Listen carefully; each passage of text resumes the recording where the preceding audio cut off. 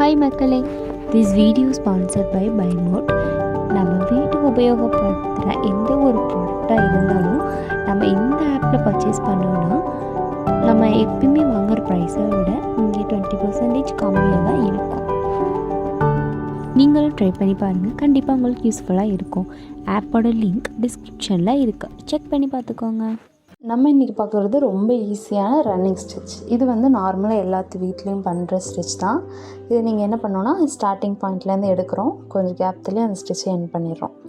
End பண்ணிவிட்டு அடுத்த ஸ்டிச்சுக்கும் இந்த ஸ்டிச்சுக்கும் நடுவில் கொஞ்சம் கேப் விட்டு அடுத்த ஸ்டிச்சை ஸ்டார்ட் பண்ணுறோம். ஸ்டார்ட் பண்ணிவிட்டு அந்த ஸ்டிச்சை எண்ட் பண்ணிடுறோம்.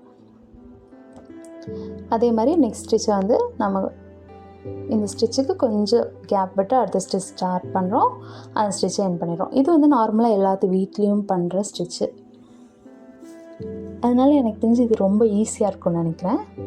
இதில் எல்லோரும் மேஜராக எந்த மிஸ்டேக் பண்ணுவாங்க அப்படின்னா, இந்த நடுவில் கேப் விடுறீங்களே அந்த கேப்பை ஈவனாக விட மாட்டாங்க.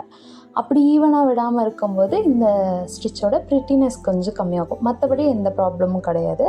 நீங்கள் ஃபஸ்ட்டு இதை ட்ரை பண்ணும்போதே இதை ஞாபகம் வச்சுட்டு ட்ரை பண்ணிங்கன்னா உங்களுக்கு ஸ்டிச் எப்போவுமே மிஸ்டேக் ஆகாமல் இருக்கும். இதில் உங்களுக்கு என்ன டவுட் இருந்தாலும் நீங்கள் எனக்கு டெக்ஸ்ட் பண்ணி கால் பண்ணி கேட்கலாம். நான் எல்லா டவுட்ஸையும் எப்போவுமே கிளியர் பண்ணிடுவேன். நீங்கள் டவுட் வச்சுட்டு ஒர்க் பண்ணாதீங்க எப்போவுமே.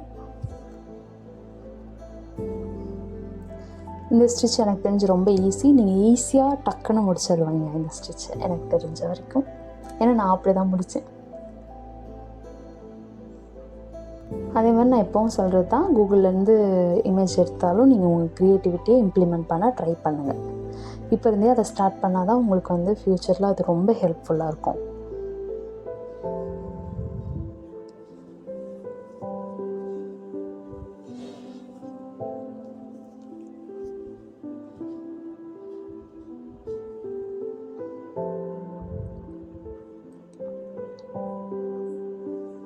ஓகே, லாஸ்ட் டைம் ஒரு டைம் பார்த்துக்கலாம். நீங்கள் ஒரு ஸ்டிச் எடுக்கிறீங்க, அந்த ஸ்டிச்சை எண்ட் பண்ணிடுறீங்க. அடுத்த ஸ்டிச்சுக்கும் இந்த ஸ்டிச்சுக்கும் லைட்டாக நடுவில் கேப் வேணும், அவ்வளோதான். Running stitch complete. இப்போ நம்ம எப்படி எண்ட் நாட் போடலான்னு பார்த்துடலாம். நான் எப்போவும் சொல்கிற மாதிரி தான், நீங்கள் மேலே என்ன ஸ்டிச் பண்ணுறீங்களோ அதே மாதிரி தான் கீழேயும் உங்களுக்கு ஒரு ஸ்டிச் சிமிலராகவே அது மாதிரி தான் உங்களுக்கு க்ரியேட் ஆகிருக்கும். அந்த ஸ்டிச்சில் லூப் க்ரியேட் ஆகிருக்குல்ல, அந்த லூப்பில் நீடில் விடுறீங்க.